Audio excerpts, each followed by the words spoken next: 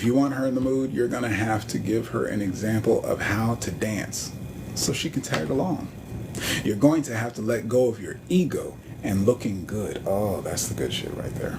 Good news is, she feels the same fucking way. She will thank you for dropping the cool kids act. Stop trying to be James Bond. You are not 007.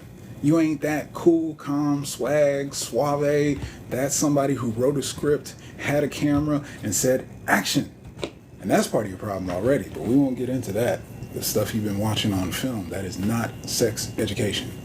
But anyway, she's navigated life feeling just like you, but being terrified to stand out or rock the boat. That's the difference, fellas. That's why you can take the lead, because we're the big, the bad, the masculine. We're used to life not giving a shit about how we feel. That's why they admire. That's why they follow behind. No, I'm not promoting toxicity. Go watch the rest of my videos, but you're going to catch what you're going to catch in this message, because I got to give it to you straight. Got to give it to you real. With that, let's take a step back. Who the fuck is this? I am masculinity architect Duwayne Langham, teaching men about the ways of manhood, masculinity. Why, fellas? Why? You might ask, why am I doing this? Because nobody told us for generations. Nobody has told us. Nobody has shown us. Next up, you're going to want to be on top of, fellas. We got the sexual flow, the framework from embrace. Embrace, hey, good to see you. Thanks for coming out. Give me a hug, give me a kiss, let me smell you, let me touch you, let me feel you. Even right then, this is all foreplay. Leading up to, oh, I remember you in that outfit. It turned me on so bad last time. And it doesn't even have to be straightforward. Maybe you're telling her, you're imagining the outfit that she's going to show up in. She gets to play a character. There's role play. That is foreplay, because you are just playing. It's fun. You're also getting a feel for, in advance, how sexually comfortable with you, the temperature. Of course she likes sex. She's a human being, warm-blooded, wants to get it in. She has a desire, not a drive. And she wants it just as bad. So with that, before the foreplay even begins, what are you doing to lead into that energy? Has the communication been there that you're sexual, that you're attracted to her, that you desire her, that you want to ravish her? And not just things like, man, them titties look so good. Not the basic stuff, please. Let's get past puberty. Let's get past the teenage years. Learn to actually articulate your words, your feelings, your desires, the expression. The language of women is in the words, in what you express, how you express it. Communicating to the feelings, the touch, the senses, the smells. If you can describe that shit, it is poetry in motion. That's your foreplay before the foreplay. Do you feel me?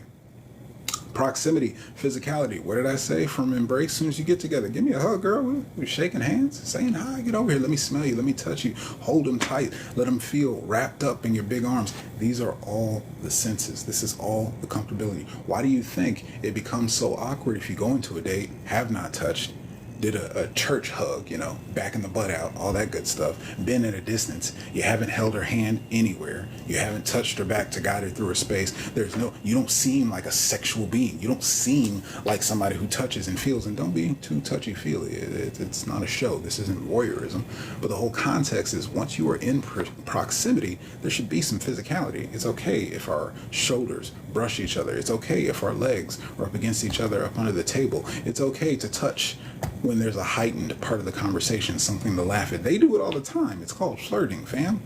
I'm sorry, sometimes I got to talk to y'all like it's stuff that you got to understand, but you got to get the reps in. I just want it in the back of your head to key off. Not that you're thinking about it, no strategy. Oh, that's what that is, but you'll feel it. You'll know it when it happens.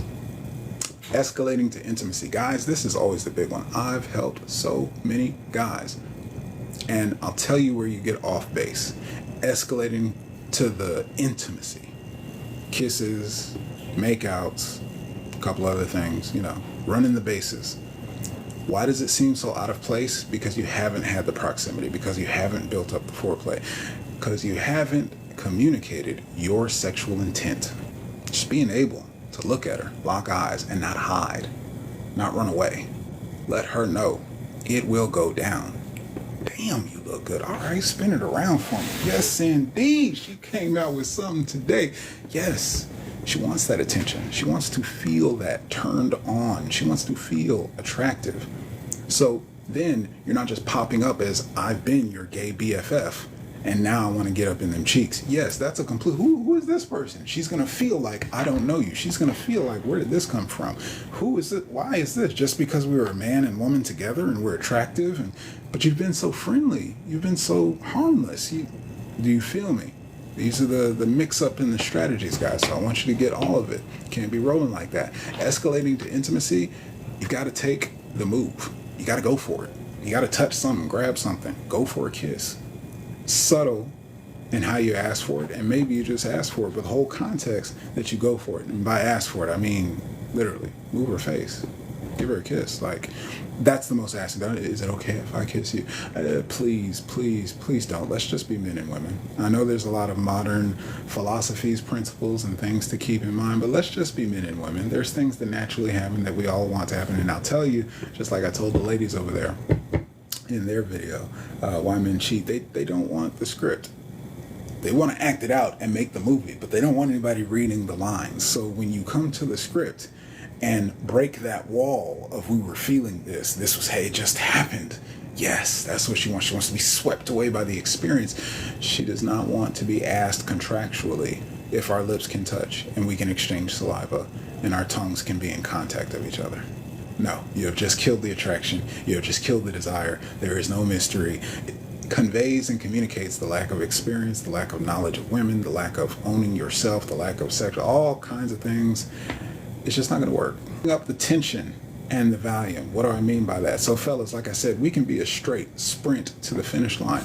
They have waves, just like their orgasm, and down, right? So the increasing of that intensity. How do you do that? How do you turn up the volume? You make it ever more excited with the question. Ooh, it's down to everything. The way you let your mustache, your beard, the hairs, or just your breathing hover just above their skin. You're about to, oh, you smell so good. Going in to make out with her, kissing down her cheek, get down to her neck, and then you watch her squirm, because the senses alone. Is it going to happen? Mentally, she's up there as well. Is he going for it? It all amps up. That's how you turn up the volume. Hold that hug just a little bit longer. Flirt and play like it's not going to happen. She can't have it anyway. A little bit of confusion. This all adds to the story, the richness, what she gets to feel and experience. You have to know how to turn up the tension, the sexual tension. It's palpable. It's in the air. Turn up that volume slowly and surely. Sometimes it's an 8, bring it back down to a 3. Sometimes it's a 6, bring it back down to a 1. Sometimes you turn it off completely. We got to figure out these logistics. Your lips look so good. Go in for that kiss and then keep it moving like it's nothing. She taken for a ride, and she feels so safe because you're not just pressing for it. You're not just doing step-by-step motions. Got to escalate to this, got to escalate to that, got to escalate to this. Get her to the point where she can't take it. And then you don't have to worry about half the other steps I was talking about. No pressure. As you turn up that tension, again, you always have to be comfortable with being empty-handed. If you want her to feel safe, if you want her to feel secure, this is what conveys that intentionality. If all of a sudden you shift, as soon as she gets the sense that you're not going to get what you want, she's going to shift and read, that's what he's really about. That's what this is all about. It's clear. Last but not least, fellas, as far as the sexual flow aftercare, if you want her to come back for repeat business, don't treat her like a professional. Don't treat her like a meat bag. Don't just wipe your forehead, walk away when it's all said and done. Give them the cuddles. Give them the affection, the attention. Give them the words of affirmation. Let them know what you enjoyed. Be there. Be present in the moment. And that's the sexual flow, start to finish.